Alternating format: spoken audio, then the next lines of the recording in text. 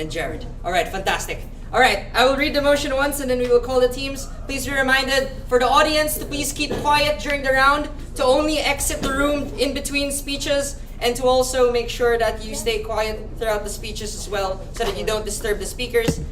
Please raise and encourage to accept POIs as well. And please time yourselves. We will have Sienna be timing throughout the round as well. I will read the motion. The motion reads, "This House regrets the dominant portrayal of hedonism as immoral." And without further ado, we now call on the Honorable Prime Minister to start off this debate. Hear, hear. Thank you.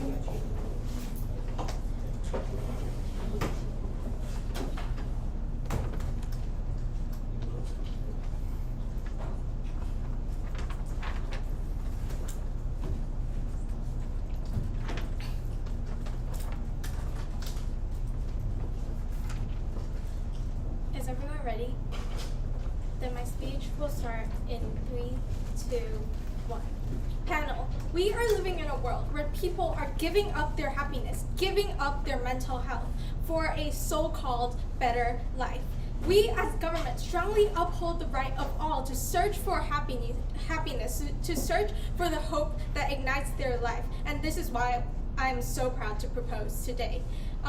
Before jumping into my arguments, I would like to introduce a few pieces of framing. So what our side defines as hedonism is the prioritization of pleasure, which in this context is happiness in front of any other types of things when considering importance or prioritization. Note here that we are not forcing people to be happy, nor are we diminishing the importance of other types of things to put in consideration in certain contexts. Just that we do not think that the portrayal of happiness should be immoral and not fixed to the moral standard that us as humans fix to ourselves.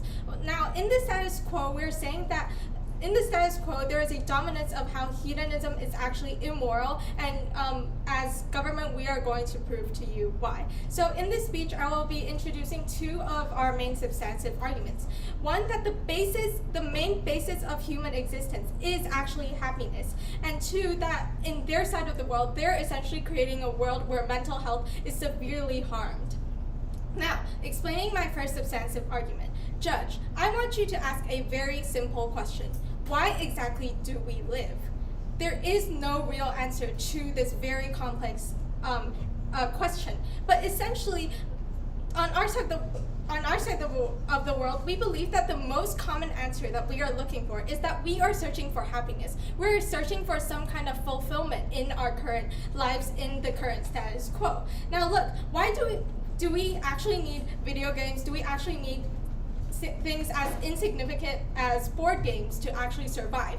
No, we don't need these, but we are looking for this type of happiness, this type of leisure that can actually fulfill our current lives, and we are striving for happiness in our lives. And this is essentially what propels us to continue in our jobs, to get married, to have children, to continue in our studies. Because no matter what the first priorities, no matter what the first worries are, we believe that everything that motivates them is the happiness that they will achieve by following this certain action. And no matter if this happiness is fake or real, this is the real reason why people are propelled, why people are motivated to actually accomplish things. So essentially, if we portray this hedonism as immoral, what we're doing is taking away the motivation of every single human being on this entire planet to continue to progress, to continue to innovate, to continue to make our world an even better place. This causes many countries to be plunged into a place where there's no economic development, there is no type of innovation whatsoever, and these people, they're unhappy. They don't have any societal contributions due to this lack of satisfaction, and this essentially plunges our entire world into this never-ending cycle. Judge, this is not the world we want in our current status quo. This is not the world that we want to live in the next few years. But secondly, though, our second point is how on their side of the world, they're essentially equating hedonism as hedonism as an immoral thing, which means happiness is essentially immoral. And we don't even have a correct criteria in the status quo for what is moral or immoral. And in our current status quo, the only thing that we can base this morality on is what's more beneficial for the majority. So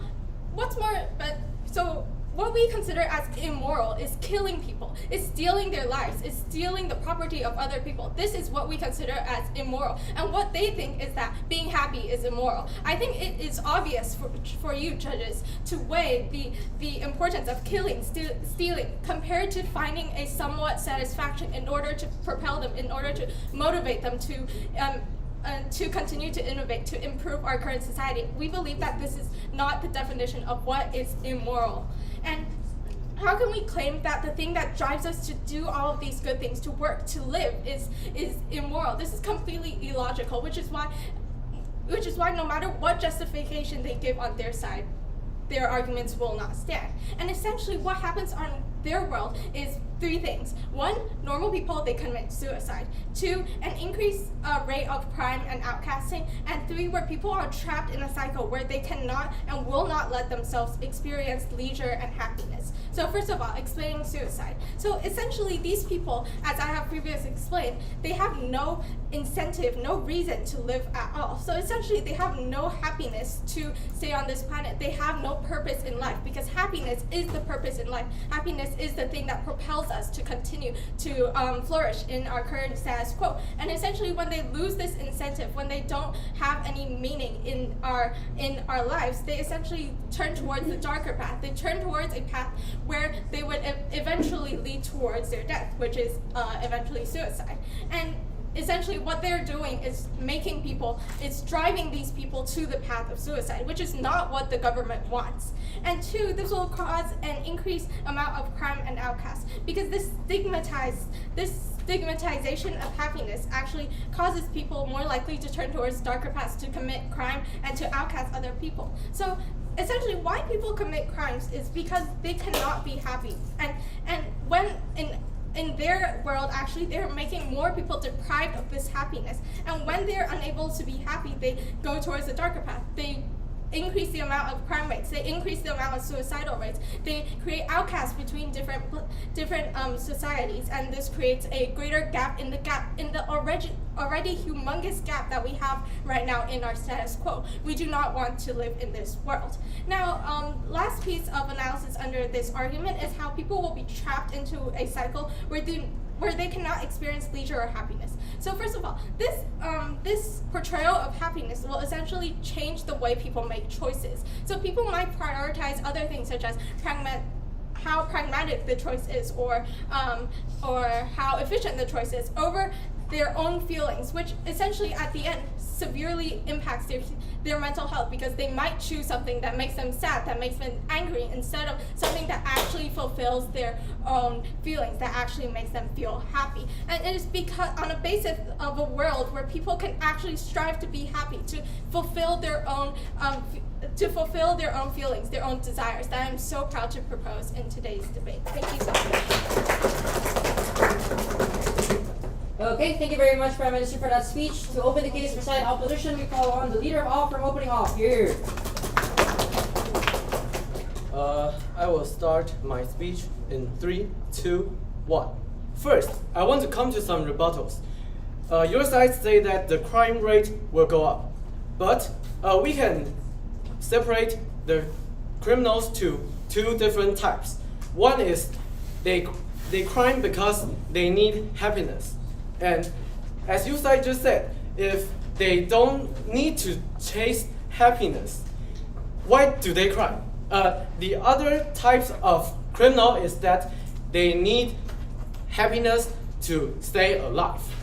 But if they don't chase happiness, why should they stay alive? They will just suicide. And I want to clarify something.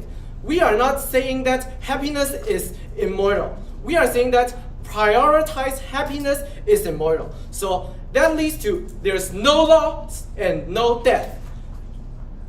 And you might think that, oh, they don't care about death. Why don't they just suicide?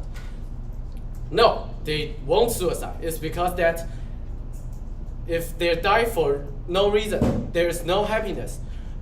There's no motivation for them to kill themselves. And also, they cannot gain happiness after they will die, so they cannot gain happiness afterwards. And then, wait a minute. I want to clarify, how can happiness just work? Happiness is work. People feel happy is because there are some chemical reaction that happens in our brain. So there are many ways that people can feel happiness. Like maybe people enjoy in their jobs, or people. There are two types of people, I think. One type is people are enjoy in their job, and another other time is not. The people who are enjoy in their job, maybe they will make the society better, but it is just a majority. And in this society, we are the most people that they cannot get their dream work. They are only working is because they need money, and they need money to live. And so we should focus on the people that live for happiness. And as I just said, we are not saying that chasing happiness it's immoral. We are just saying that prioritize happiness. No, is immortal. So it will lead to following problem, like your side just mentioned, like game addicted can make teenagers be. We all agree that the most of children and most of teenagers don't enjoy in their studies, and so game addict can make no improvement. And here comes another problem that is even worse, like drug and alcohol. They don't care that overdose, or if they just take a lot of drug, they will die. No, they don't care, because of they die in happiness. So and their goal is to chase happiness. So they will kill themselves, and that's just the first problem. And another problem will exist is scamming, because you need money to buy drugs and alcohol. How could you get money and you don't want to work because you don't enjoy in work? You can just scamming or rob or just kill someone to get some alcohol or drug. People will break the laws and make the society a mess. And the second and the third problem is love. We all agree that love is a very crucial motivation to let us keep living. And maybe you want to build a happy family that could make you have a lot of happiness. But if you just chase the happiness, you only have sex, because no one cares about what children or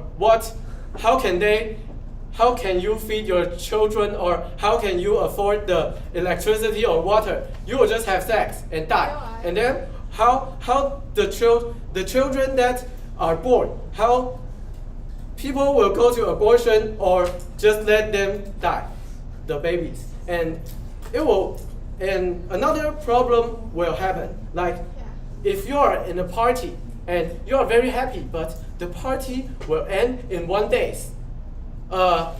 In some case, everyone will die. So the party kind of don't need someone to clean the whole room or the whole building. But there's always someone needs to clean up every single party, that the environment could be clean and people could live. But in their world, people are just chasing happiness. No one cares about the consequences. So I think their world is crazy and people will die soon. So that's why I'm proud to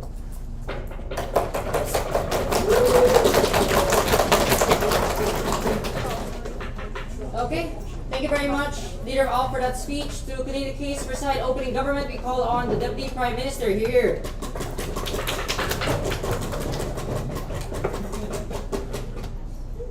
Is everybody ready? Well then, my speech will start in 3, 2, 1. Okay, so let me get one thing straight. Opposition's framing is of our society, of our world in the government. It's a world where people only have sex, only do drugs, only go to the extreme. This is not a proper framing. This is not proper framing. This is extremely biased and unfair. They are only selectively picking out the most extreme examples to go against our case. And even if we do bite the bullet and believe that people will actually go to the extreme just to conceive hedonism or to pursue pleasure and happiness, we can prove why this is simply not true based on 2 rebuttals I'm going to make. First of all, why did opposition just simply assume that by prioritizing happiness or wishing for happiness in the future will make people self-destruct and only commit to drugs, alcohol, and sex? That is not how the world exists. People who want to be happy don't only go to the drugstores or alcohol stores to go waste their days away. No, they want a successful life where they can build up money, where they can have children, where they can make social connections, and when they die, they will be able to die happy, knowing, hey, I fulfilled most of the requirements of my life. I think I've done enough. And they're saying that they're not saying happiness is immoral. They're saying that the prioritization of happiness is moral. What is the difference? What is the difference between saying that prioritization of happiness is immoral? They have neither expanded nor justified nor explained the mechanism behind this. So we are simply assuming that they, first of all, 1, do not fully understand our arguments on the basis of human existence, and 2, can't provide proper rebuttals or understanding of how the status quo really is, because all they've done is paint a really biased and absurd picture on society which is on the fall and verge of collapse.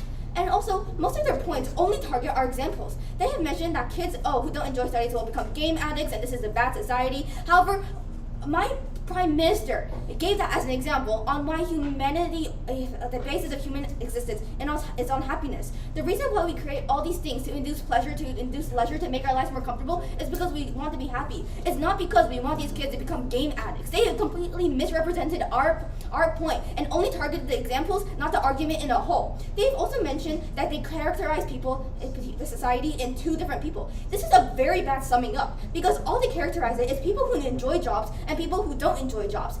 Judges, let me ask you one thing. How is this a good characterization of people? Because, first of all, what about the children and people in schools? Do they have jobs? Obviously not. So do they just not count as people in opposition's characterization? It's just simply weird. It's very chaotic. I don't get what none of us understand their arguments fully, because all they've been blabbering about is how people are going to become stupid. They're going to do drugs. They're going to consume alcohol and not follow anything in life. Even though we have already stated countless times that this is not the way things are going. They're targeting the most absurd, the most extreme, the most illogical examples that we can. And now I would like to go on an extension of my Prime Minister's arguments, because obviously opposition has neither understood them nor fully committed to them. So, my Prime Minister, our main point is that the basis of human existence is happiness. Why do we live, judges? People might say, oh, we live for success, we live to make money, we live to blah, blah, blah, blah. However, the end result of all of these things is what? Happiness. Happiness is the end result of all the things we do. Why do we study? To get into a better college and to get a better job. It's because we want a successful life that will make us content and happy and comfortable. After all, why are we living in the first place? To just walk around and go and die as like husks that don't achieve anything? Obviously not. The opposition frames happiness as immoral. So they're basically saying the existence of humanity is immoral. Do you think that murdering someone or committing crime is the equal to happiness? Of course not. They've also neither rebutted to all the arguments my Prime Minister has stated. They neither rebut against our rightful claim that happiness that happiness is the basis of human existence, nor how people will spiral into a bad mental health if we stigmatize happiness. They have not targeted any of those arguments, which makes us believe they stand. If the DLO does not properly rebut them, then we see this as a win and justification on why all our arguments are very impactful and strong. And now I would like to go on to an extension. And because their main argument is that if we do not portray hedonism as immoral, then people will not be successful in life and they will have no motivation. However, let me prove this argument exactly wrong. If you don't buy any of our arguments from the Prime Minister, this is what will completely shatter their entire worldview and frame. Happy people contribute more to society. Why? Because when you're content, you obviously focus on things that can maintain this level of leisure and comfortableness, or ways you can improve it. Because if you're happy, you're going to be more productive because you have a better mental state. A happy person is obviously going to work and strive better in their job. Because would you rather a teacher who hates their job, who hates children, who has no idea why the hell they're being a teacher in the first place, or someone who is passionate about being a teacher, that loves educating children, that thinks that this is the reason why they are happy and is very proud to do so? Obviously, you want the second example, the person who actually takes up a profession which they enjoy. And this will only happen on our side if you do not stigmatize happiness as they are doing, because the dominant portrayal of hedonism as immoral is literally what the status quo is about. This is why we are regretting it, because we believe this is not the proper way society should function. When people spend less time contemplating on, do I actually enjoy my life? Am I on the right track?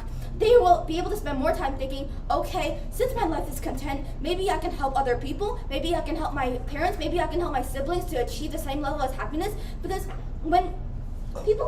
there's going to be a chain reaction. When people see other people striving for what they believe, for what they think is good happiness, for what they like, enjoy in life, they will do the same. It's called mob mentality. When people are finally normalizing the ability to strive for what you believe for, to strive for what you think will make you best in life, that is when we will know society has truly succeeded as a whole. Because that is when we are neither judging people for contributing to society in a way they wish, nor are we stigmatizing the existence of society in a whole. And the main reason why we believe that we should not make a portrayal of hedonism as immoral is because of all these points I stated above. So judges, let me ask you a question which I don't think opposition has fully understood.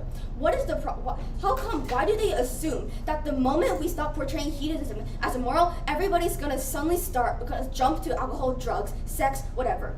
They have no mechanism behind it. It's just empty words, empty phrases, empty claims without any justification whatsoever. However, on our side, we provide compelling reasons and explain why happiness as a whole is what we should strive for as humanity and society. And we have also mentioned the horrifying consequences we take if we improperly stigmatize this happiness, because it will lead to suicide, it will lead to bad mental health, it will lead to a higher crime rate. And if we continue living in a society that portrays happiness as immoral, then we are going to continue going to a society which is going on a downward decline. We do not want this to happen, and this is why I am very proud to propose. Thank you. Okay, thank you very much, DPM, for that speech. To conclude the opening half of this debate, we now call on the Deputy Leader of Opposition. You're here.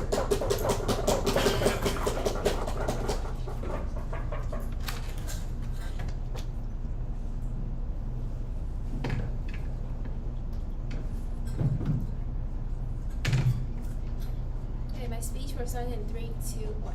So firstly, I'm going to give some rebuttals on their side. So on their side, government, they talk about that why people need to study, and they ask on this question. So firstly, I'm going to explain why. So because on their side, they care about to prioritize their happiness, but on our side, we don't think so.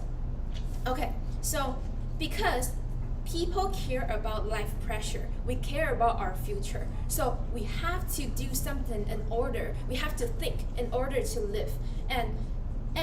But on their side, if people only prioritize happiness, they don't even have the time to think of what I should do next, or what the plan is the next day, or what I will do from the next hour. They will only just, okay, so what should I do in order to get those happiness, because I only prioritize my happiness. And I need to emphasize one thing very important, is that on both sides, we all agree that happiness is what everyone needs, or else life means nothing. But on their side, they are prioritize happiness, which is immoral, and I will talk in my later argument. And You what? so no. And so back to our side. Our first speaker has already talked about that happiness is about chemical reaction in your own brain with, for example, like dopamine. So the fastest way to get dopamine or to make you feel happy is maybe like drugs, alcohol, or love, or games. And maybe like you can say that one person like to dance or like to sing. You can say that maybe after a study for a while, they want to sing or they want to dance in order to get their happiness. But because what we need is we need to live, because we live, so we need happiness. And if you if you dance or if you sing like for a very long time and you just keep dancing, like maybe it will not, because you are not focusing on working or on other things, so you won't get any money. And when you don't have money, you won't have the ability to gain any happiness, even though it is your what you like to do. And that's why we lead to the drugs and the alcohol, because these things are the fastest way to make you feel happy. And alcohol and love is more easily than drugs to make you feel happy. And like our previous speaker has already said that drugs and alcohol can lead to many problems, and I will explain more. For example, drugs and alcohol, it will make you addicted to it. And there are many news that talk about drug drive and it impacts on other people's life and have made the society worse. And just think of how many families have lost their children and relatives, and that was caused by the drunk drive. And we all know that, we all see this kind of news before. So it actually impacts more on the society, not just what they talk about in their arguments. We are talking about the majority, and also, for example, like love. Love is something that you should be responsible for. And it's like, if you prioritize happiness, it's actually like what the previous speaker just said. You can just have sex and you don't need to care about other things, because I just want to have sex right now, and that makes me happy. So why should I have to care about the children or something else? Like I don't need to take any responsible for this. And the third one that leads to scheming, because in order to get those things, you need money. So because alcohol or drugs or or maybe like dancing, you need to live, so you can dance. So then how can you live? You need money, right? You need to support your necessities in your life. And and in order to get money, what most likely to happen is scamming people, because that's the fastest way. And why don't people work in order to get money? Because they don't have interest in work. I believe that everyone in this room right now wants to take a break. Like maybe we all hope that tomorrow is a holiday and tomorrow we can, have one day off, right? Nobody wanted to work for so long because it's tired, and we have to, deal with a teacher, have to deal with children, and have to deal with a bunch of people that talk in the class and didn't listen to the class. This is why our case always established. And yes. Your entire case is based on the assumption that government is forcing people to prioritize happiness, even though my prime minister has stated in her speech that we're not doing that. We just don't want the stigmatization of happiness as immoral. Well, on their side, they are just talking about that our side, they are not going to, we are actually not giving, we are too extreme, but actually it's not, because as you can see in the world, on the news, there are those people who really like to work, who really like to enjoy in their job are the minorities. Really are the minorities. So that case does not exist. You know what? Yes. They are the minority because current society portrays hedonism as immoral. So how is making this not the minority into the majority going to be harmful at all? Well, this it's obvious minority, so it doesn't impact so many, right? We are talking about the majority in our world. So back to my argument.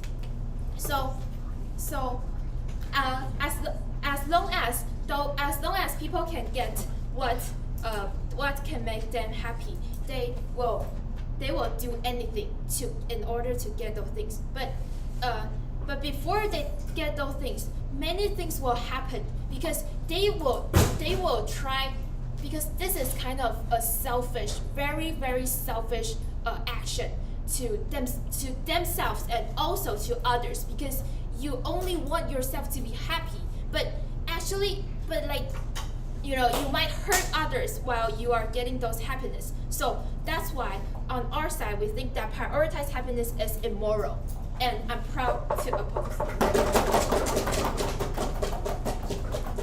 Okay, thank you very much, Dilo, for that speech. That ends the opening half of this debate. I'm just waiting for the other people to leave. We're now going to start the closing half of this debate, starting first with the closing government with the member of government. Here, here.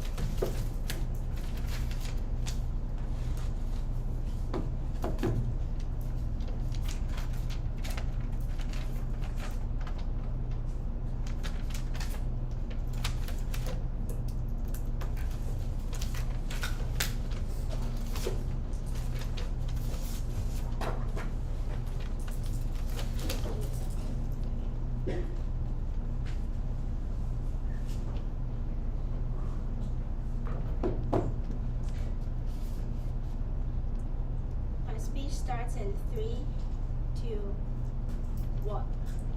I think all of the teams here had essentially ignored how hedonism actually works and how people will actually perceive it as if it is correctly implemented here and not stigmatized. Before I move on to my case, I would like to restate some of the legitimate characterizations. Firstly, what hedonism actually looks like. 3 points to this. Firstly, we think it looks like people chasing the end goals of people being to chase maximum satisfaction in their life. That is to say, they are more likely going to look into the long term, see how maybe 50 years later the maximum satisfaction will look like. For example, they want to get into a job they actually like, live a life that they actually want, instead of what other teams have been claiming, which is they're just looking at this, 2 hours, what is my maximum satisfaction. We think the true value of hedonism lies in how they will look at the end goal of maximum satisfaction. Secondly, we think that people are capable of making the best decisions for themselves.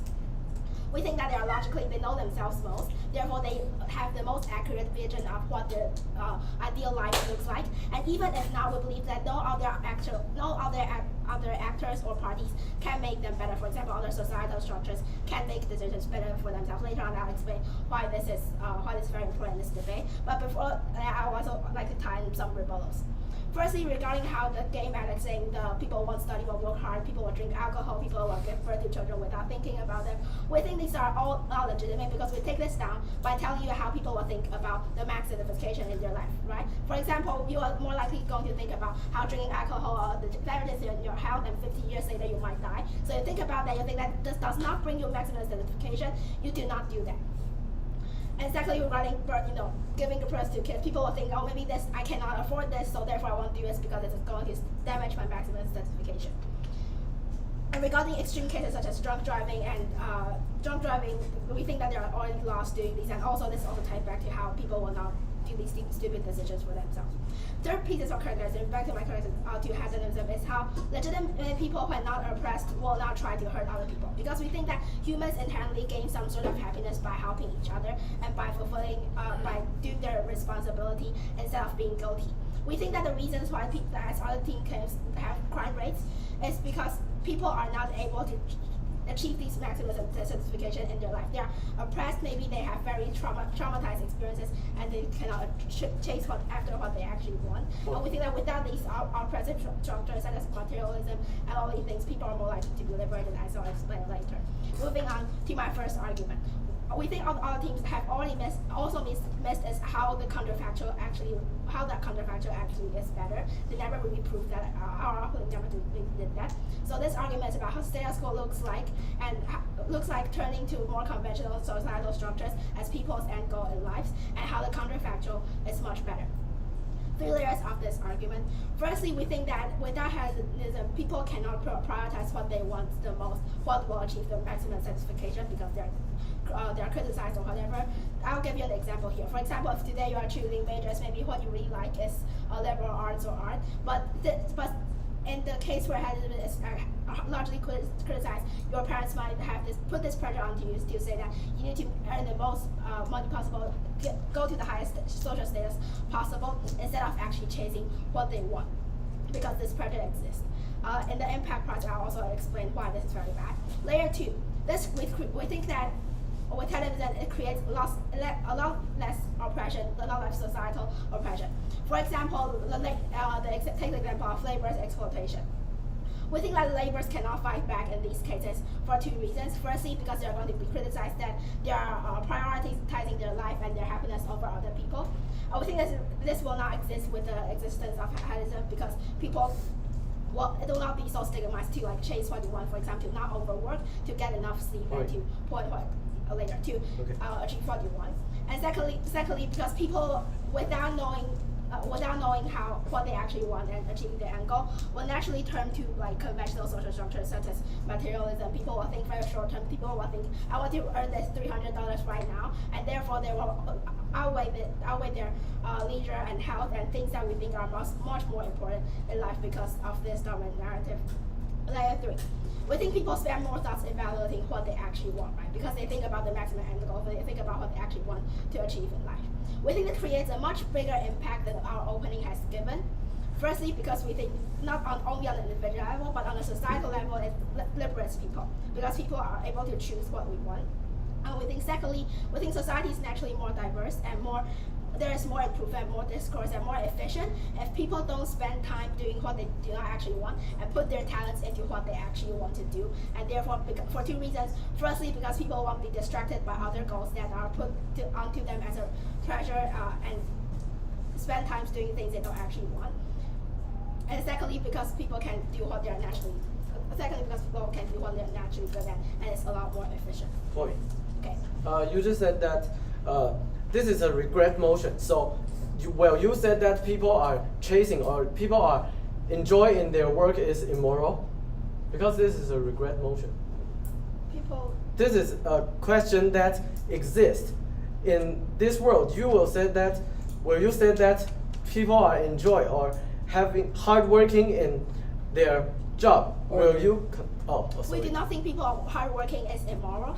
We think that people prioritize what they actually want. If today what they want is more work and more advancement in careers, we think that's moral too. We just think that people are better at evaluating what they actually want in life, and it just leads to less oppression and less weird things. And argument 2 is how people value relationships better. This directly engage with bench opposition, because they've been telling us how people will not value relationships in this case.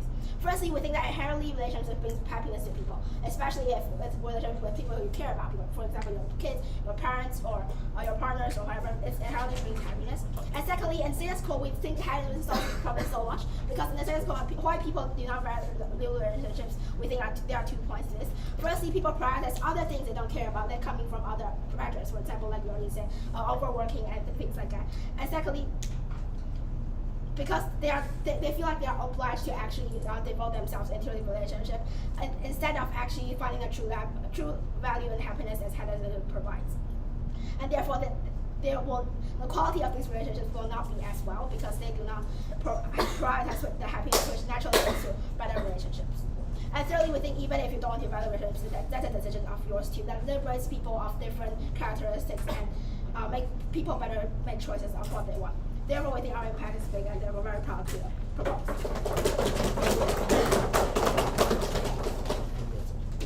Okay. Thank you very much, Member of Government, for that speech. To introduce the last team of this debate, we now call on the Member of Opposition from closing opposition. Here.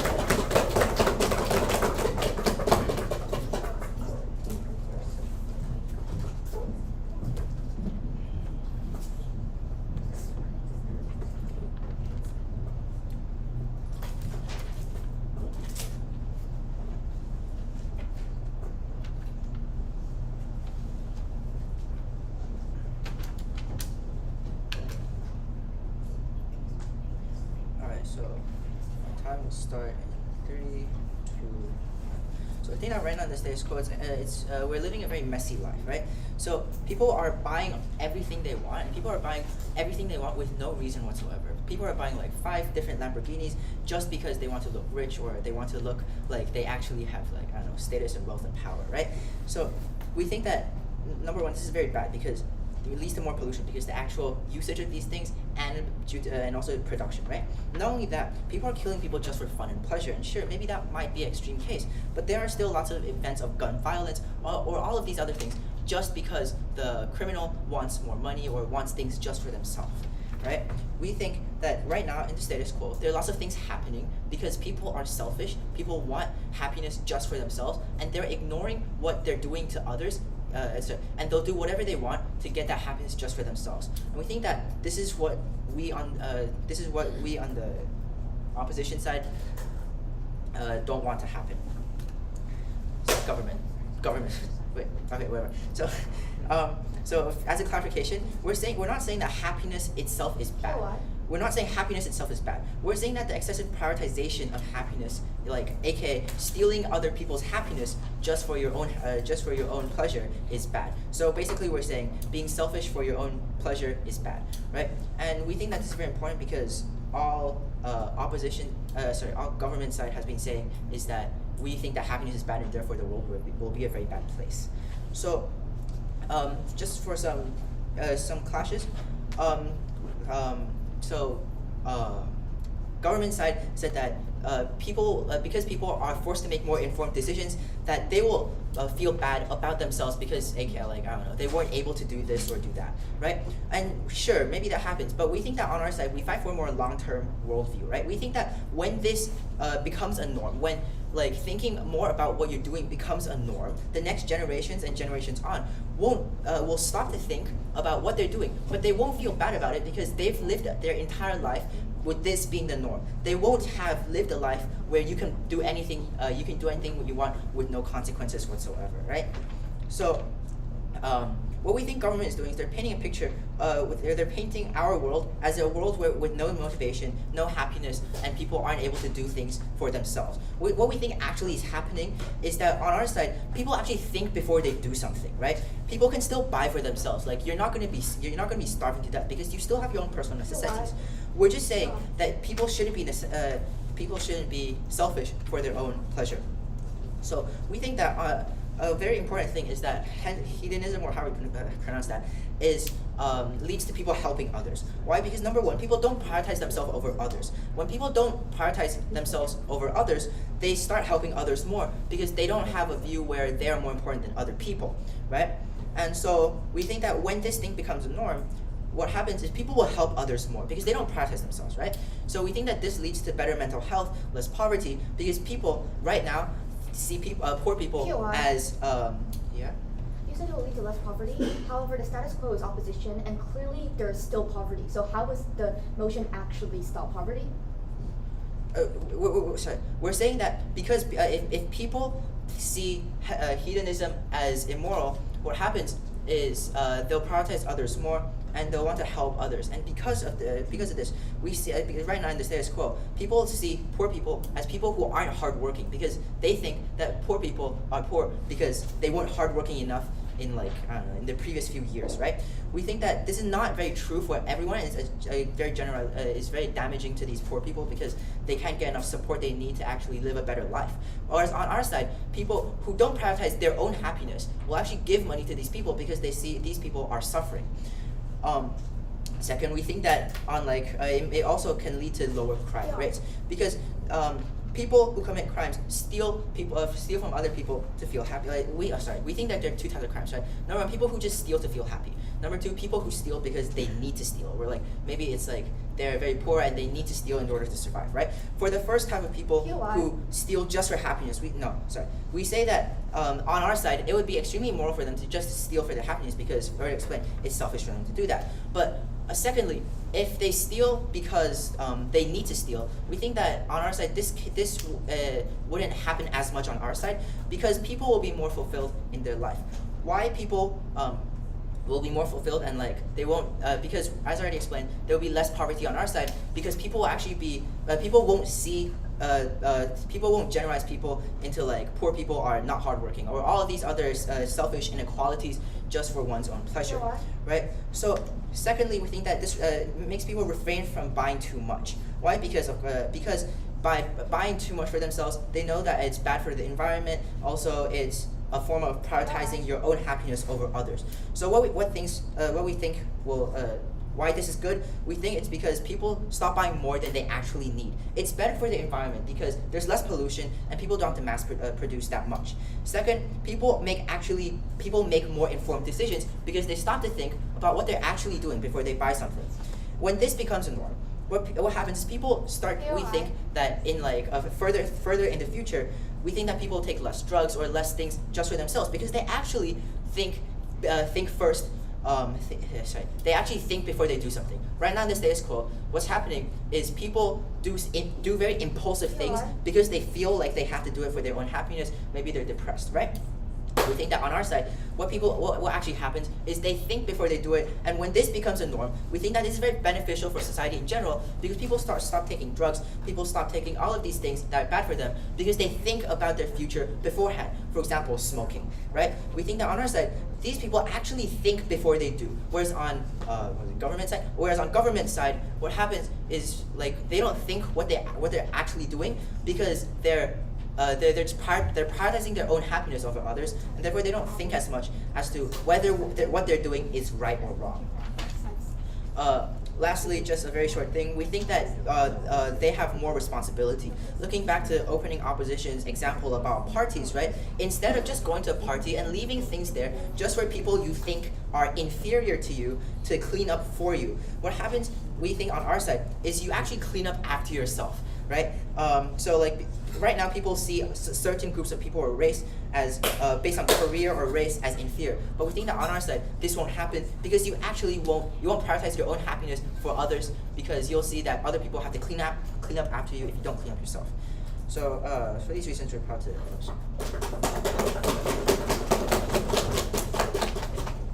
Okay, thank you very much, MO, for that speech. To conclude the case for side government, we now call on the government whip. Here.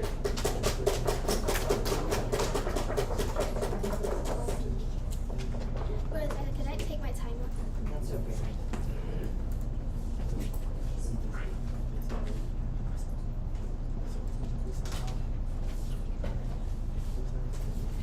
Judges, are you ready? Yes. So I will start my speech in 3, 2, and 1. Before I start my speech, I have a few rebuttals. My first rebuttal is that even though yes, maybe committing crime does bring this short-term happiness, but as our side repeatedly mentioned, happiness is a long-term. It's a max satisfaction that people are supposed to achieve. And while both opposition cases continuously mention about how people will be selfish and commit crimes in order to achieve instant happiness, but however, they will still have to pay the consequence after that. Is that true happiness? Apparently not, and our side believes so. Our second rebuttal is that by helping people, you can also achieve happiness on your own side. So their side repeatedly mentioned how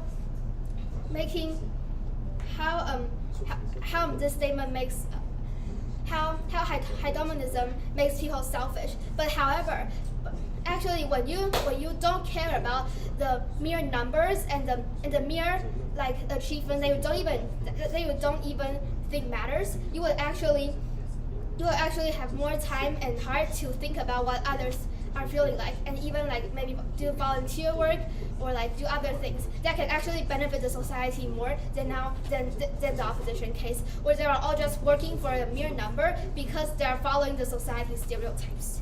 Okay, so now I'm going to get on into my weighted clashes. So comparing us to the opening opposition, their side's case is just way too extreme. Judges, are you really going to believe that sex, drugs, alcohol, and committing crimes are the only way to achieve happiness? How is it possible that people can just do these illegal or overly extreme things in order to achieve instant happiness? But however, this happiness is not true. As our side repeatedly mentioned, as my previous speaker repeatedly mentioned, true happiness is a maximum satisfaction after working on a long-term goal, and that is something that their side has that is something that the other three sides have no engagement about. Point. Yes. I want to say it again. This is a regret motion, so it is a problem that is already happening in society. You are saying that hedonism is someone who are hardworking. So you are saying that you will think that hardworking people is immortal? Like I said, our side did not say that hardworking is immoral, but we are saying that we should work for a future that we actually want and care about. And if hardworking is what they want in order to reach the satisfaction, we did not say that it is immoral. What we are saying is that it is moral to not do what the society wants exactly and not follow stereotypes. Okay, so continuing with my speech, comparing with opening opposition, their side was too extreme, and it is not real happiness. Instant happiness is not true happiness. And however, our side, not only do we affect the society by losing up oppressed structures, we also the likelihood of our side happening is also higher. And also, what our side had is real happiness, which is something that their side could not offer. Therefore, we should win against their case. Secondly, comparing our side to closing opposition, I think the main clash, our side believes that the main clash here is which side actually helps the society. So their side states that if we put others before ourselves, try to care for others' happiness before ourselves, it is likely that they're going to try to do more things for the society in order for them to feel like more. In order for to help others before yourselves. But however, that is not true. How would you want but however, that is not true because on their side they are likely just going to be trying to run to their so-called achievements that actually they don't really care or is compassionate about. But however, on our side, not only do we not empathize on the mere numbers and the mere money and the surface of the things, we go into the satisfaction. Did you do what you want to do? So and when you reach the satisfaction, it is likely that you will want to share the happiness with someone else, and it is likely that they're going to help others in order to let them achieve that kind of happiness too. So therefore, our side can actually benefit the society more. Next, comparing our side to opening government, our side has way more impact. While their side repeatedly mentioned about how we can make people happy and lower suicide rates and then the true meaning of living. Yes, we admit these things are very important. But however, our side took these arguments to a whole new level, including the society as well. We talked about oppressed structures that can be loosened up, which none of them had any engagement about. And also, we talked about how not only by prioritizing ourselves, we can also help others, which is also something that they could not engage in. Yes, and so as a summary, not only does our side has more impact on the society, we define Hedonism as a way that can achieve true happiness. We also prove the reason why opposition cannot benefit society and why opposition's definition of happiness is not true. And within all these reasons, that's why we should bring this debate. And that is why I'm extremely proud to propose.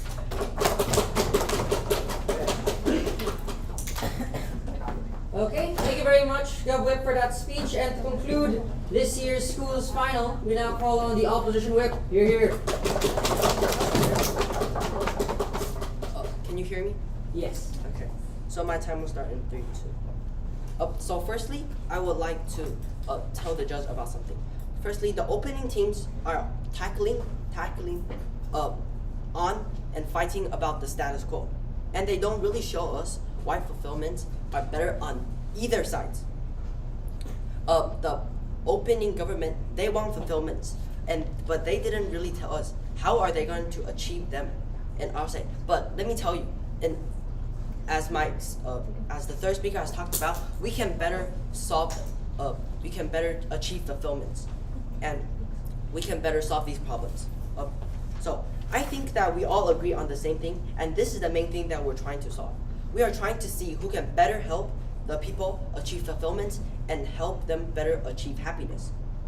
So, right. Okay, so see, the opening government, they say that people on our side will suicide, but on our side we claim that the people will care more about each other, which leads to a better environment. Yeah. And also, people, they say that people will make bad choices on our side, and then they said that people are going to like have pressure, and also they're going to make things that's going to make them feel bad.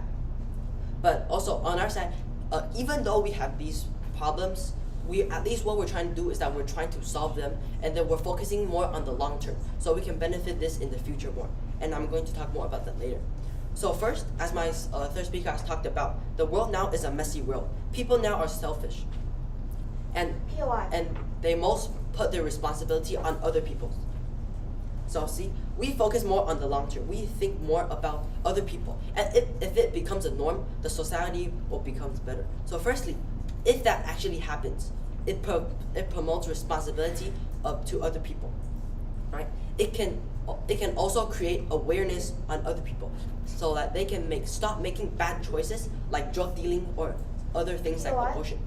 This is bad. No, this is good because we don't want them to make really stupid decisions because they can't find any fulfillment or happiness. And on our side, we better solve this problem because we can better have fulfillment on our side, because there's a better and a balanced approach for the people to see about this world, and then to tell how are they going to do this.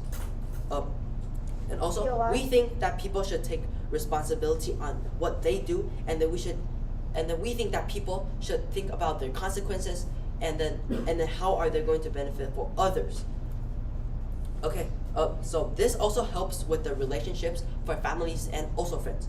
It can make more deeper connections to people, and it creates a more meaningful environment and a meaningful experience.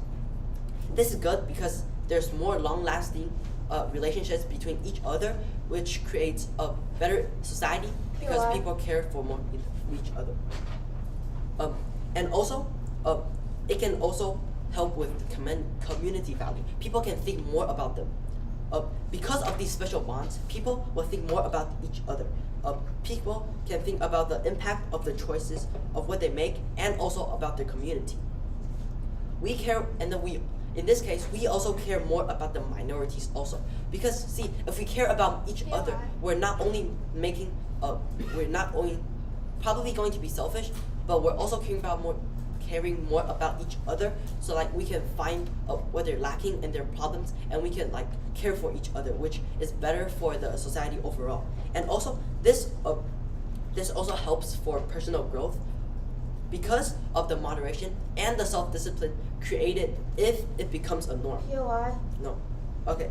So, and this is really beneficial for not only the people who are living now, but also for the future generations. Because if the society becomes a norm, as my third speaker has talked about, it can also guide the future generations on how are they going to do this, and it can foster an environment where they care about self-discipline and moderation and other things which can make them into a better human overall. POI. And no, okay, and also, wait, give it. Okay, Yeah. so now I'm going to talk about why we win against other people.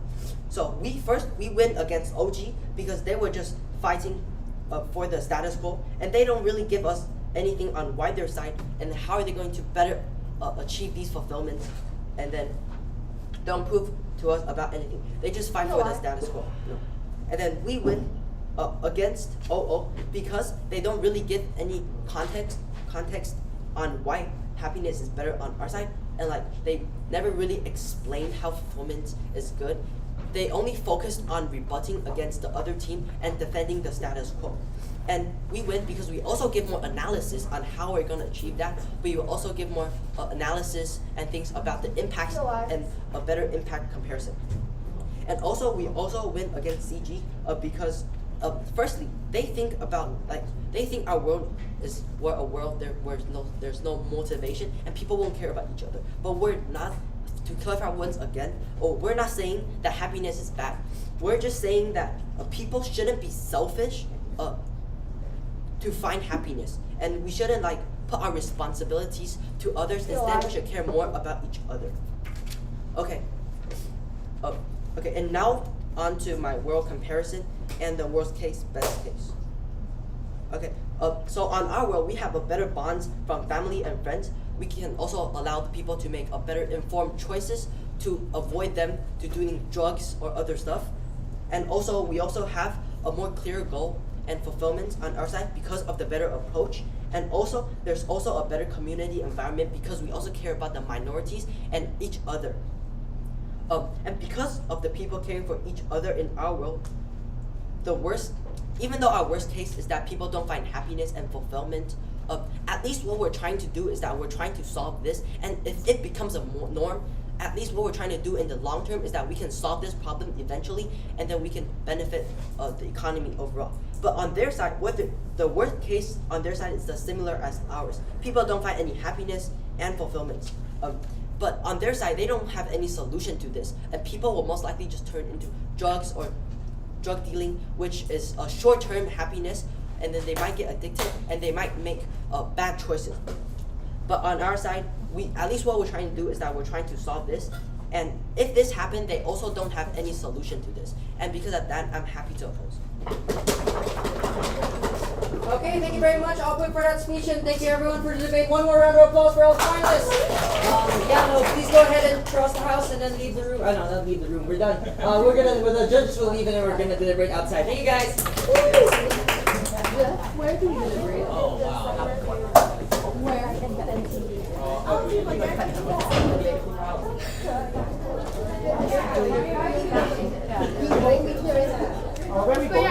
Jeff's gonna bring us 10.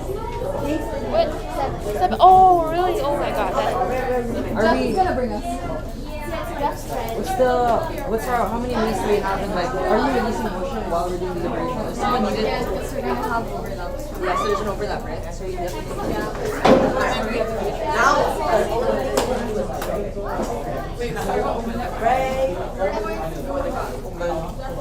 Okay. You and Jeff, yeah. Oh, hi. Bye-bye.